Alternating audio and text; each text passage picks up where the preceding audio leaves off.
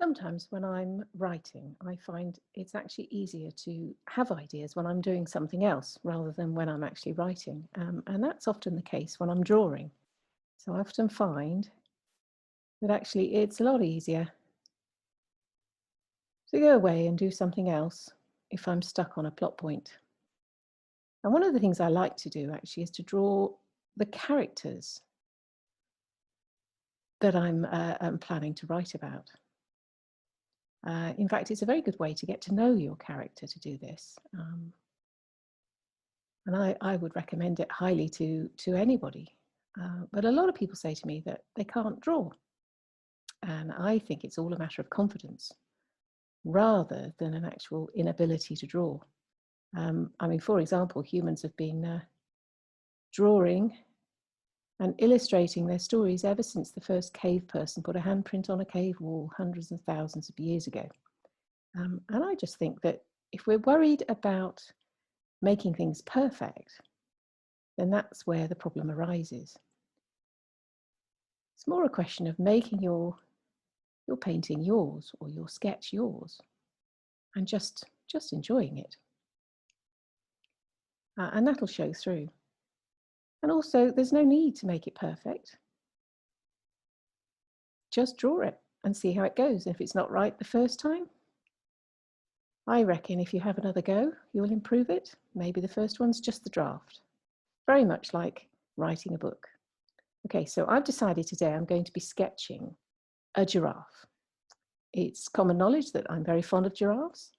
So I'm going to be showing you how I do that. I start with a light sketch. It's always the way to go. And start with some eyes. Now, if you look at pictures of giraffes on the internet, you'll see that they're all slightly different anyway. There's no perfect set shape for a giraffe. And they generally have long necks and long legs, but other than that, their faces can be incredibly different. So if your giraffe ends up being a little bit wonky, well, that's okay. We're all slightly different in life. So my giraffe is going to turn out exactly the way she's supposed to be. And even I don't know how she's going to finish at the moment.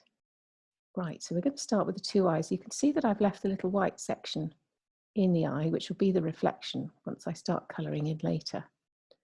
Now I'm using a pencil sketch to start with, mainly because it's very easy then to mark in the lines that do work rather than the lines that don't afterwards. I'm calling my giraffe Gina. I'm thinking she'll feature in maybe one of the children's books I'm planning to write one day when I have enough time. As it is, I'm finding drawing her this morning incredibly therapeutic. Now, we do know that giraffes have lovely long, I call them noses. I don't know whether they actually genuinely are called noses by wildlife people, but this is my giraffe and I'm calling it a nose. Nostrils. One of the nice ways actually taking some of the pressure off with art is to actually say that, well, do you know what? I'm not trying to go for lifelike anyway. I'm trying to do more of a cartoon representation. I mean, cartoon's incredibly clever skill, and you can build up the ability to do cartoons immensely quickly. And I always admire people that do cartoons. But at the moment, I'm just using that as a way to make myself feel that maybe the pressure's off, because I don't have to make a terribly realistic looking giraffe here. More an impression of one. There we go. I'm not happy with that. Might leave that for the moment, see how it goes.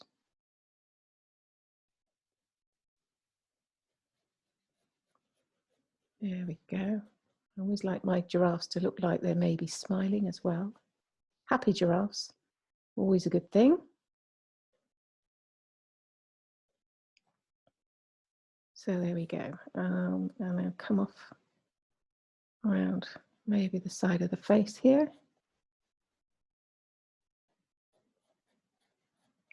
Again, all sketching to work out where I actually think my creature's face is actually going to go. I'm not quite sure when you start out, but that doesn't mean you shouldn't have a go. Okay, so often giraffes have this sort of hump in the center of their forehead, the eyes coming up from the side of the head here.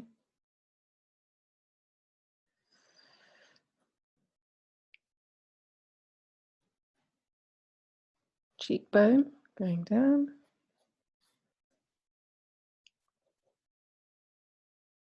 And again, eyebrows, and then on into the top of the head. They also have this, I'm just going to move that down a little bit so you can see it. They also have the tendency to have these horns, double horns on the top of their heads.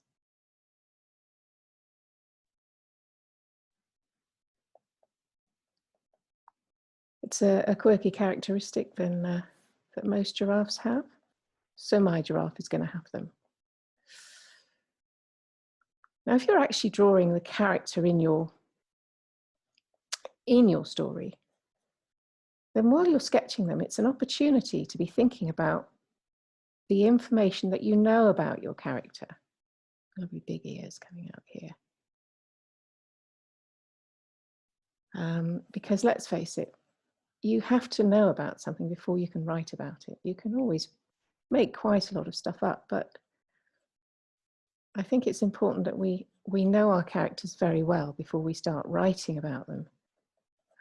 And it's things like, for example, what's your character's name? My giraffe is called Gina. What does your character like to do? Gina likes listening to music and reading books. She's also very, very fond of vegetable curry, and she likes daffodils. But realistically, you need to know who your character is, where they live, who their friends are, what sort of job do they do.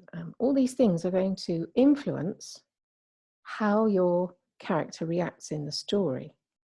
So we can see there, I've got two different sized ears.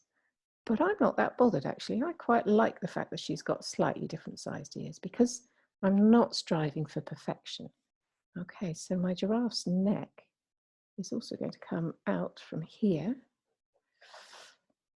But I think if you know your character really, really well, then there's a really good chance that actually you're going to be able to write about them realistically, so that what you're writing is in fact authentic, and the people reading what you've written can actually believe it. Okay, so this is just my sketch, so I'm only going to be working in what I think works. So I've moved over now to a black Sharpie. Now, I like using Sharpies mainly because they don't run. Once they've dried on the paper, you can then go in with either watercolors or acrylics or even felt tip pens, but you don't get the black pen marking. The pen marks don't run away and bleed into the color that you're trying to put on. Okay, so we're going to go back in with the eyes, leaving that black section. There we go. And of course, when you come to rubbing out your pencil marks, the Sharpie will stay where you've put it, which is always good. Okay.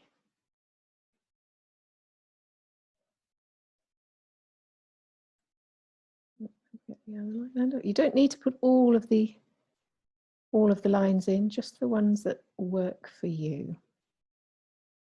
We'll put that one in there. Now, I don't actually know if giraffes' eyes look like this, but I want my character to look approachable, which is why I'm giving him, or her, Gina is a girl, these human-like characteristics. So there we go. I quite like that line. I quite like that one. I also like that one. How do I feel about these? I'm not really sure. I think I might go in there with that. And then we've got more like wrinkles down the neck. Those are going to be into the nose. Again, as I say, my giraffe has a nose. Whether giraffes really do have noses, I'm not too sure.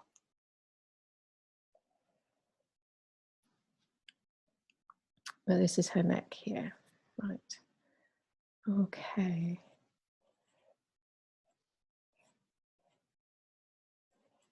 And all the time I'm thinking about what might actually happen with my lovely giraffe in the story I'm going to write.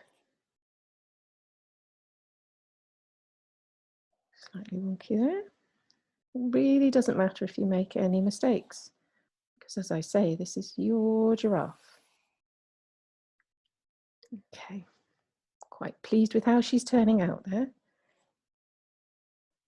Let's just pop the other eye in. Again, leaving the white section. It's always a good idea. Actually, I think I might take that up a little higher to match the one the other side. There we go.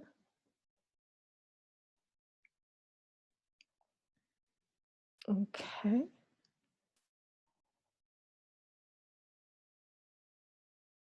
And again, there we go.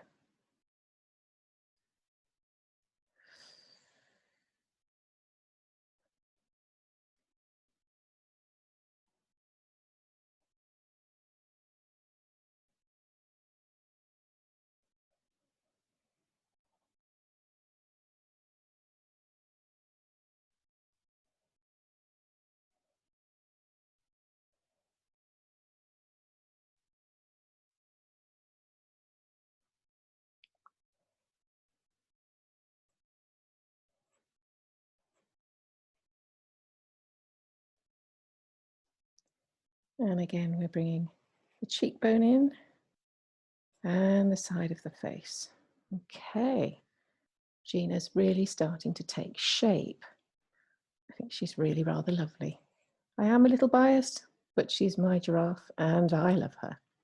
So we're going to go in with the hump on the top of the head, a few marks down here to elongate the idea of the nose. Maybe a few more there. Okay, so now we might be on to the top of the head. Often the giraffe horns are very furry, so we'll put some fur on there. That's turning out rather nicely. And here we go down into the side of the head. And the ear. As I say, I wasn't quite happy with the ear, so I'm going to make it slightly smaller, just so that it matches the one the other side a bit better. A little bit inside the ear there. Always good. Just moving down a bit so you can see the top of the head there. And there we go. I quite like the ear this side. I thought the size worked really rather well. But again, we need to remember that they're a little bit furry too. Okay, so there we have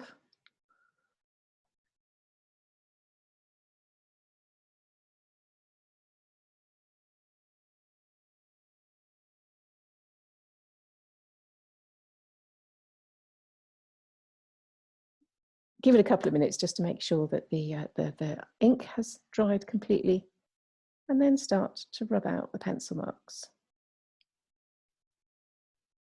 There we go. And we have the outline of our giraffe.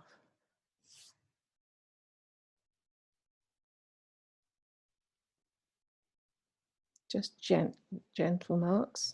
Don't want to smudge the black ink in any way, just in case it's not quite dry. Get a bit impatient at this point. I'd like to move on to the next stage. Here we go. This is quite therapeutic as well. So it's doing a good job though, so that no little traces are left behind. And when I'm sketching, I tend to use, what have I got there? I think it's a B. It's a 2B, that one.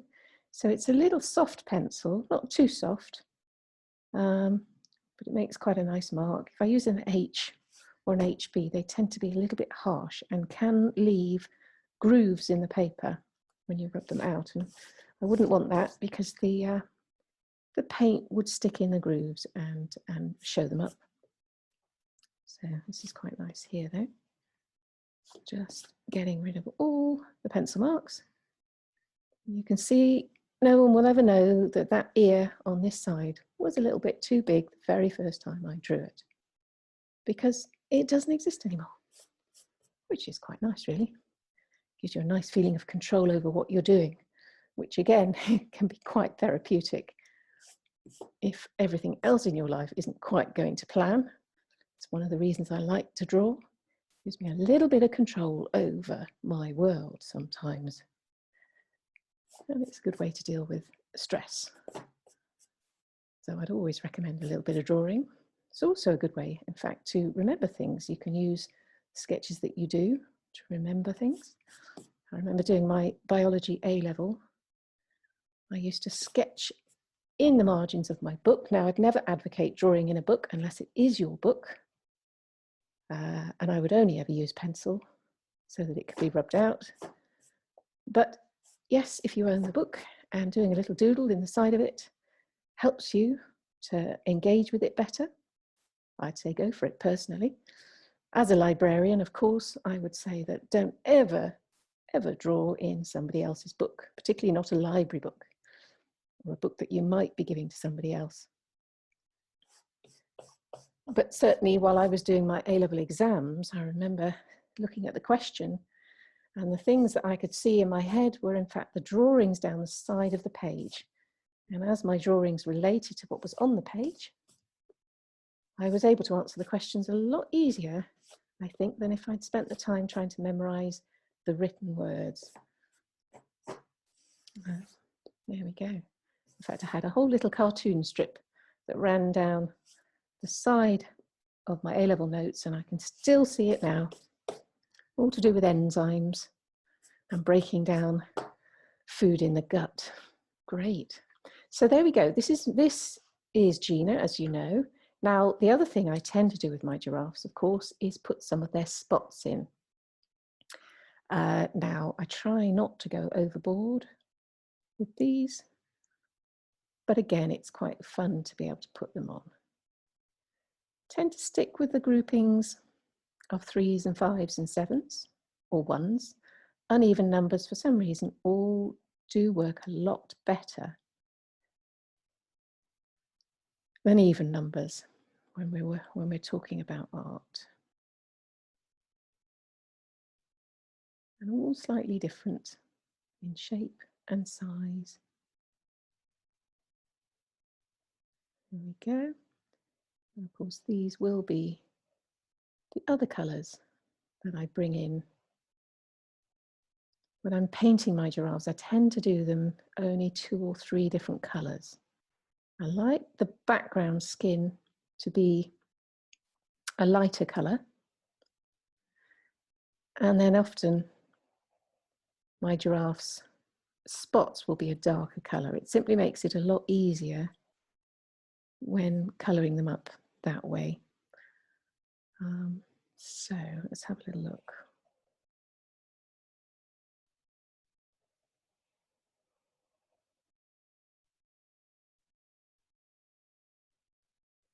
Got to remember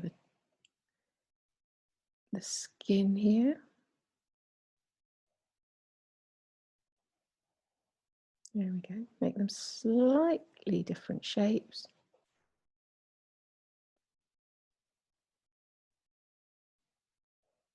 It's rather fun doing this bit. And again, gives you control over your world, or over your little giraffe's world anyway, or whichever animal you've decided you're going to be drawing.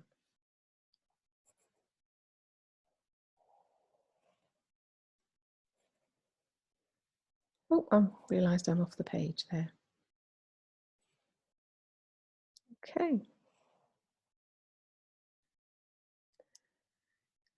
And of course, the last thing to do is to sign it.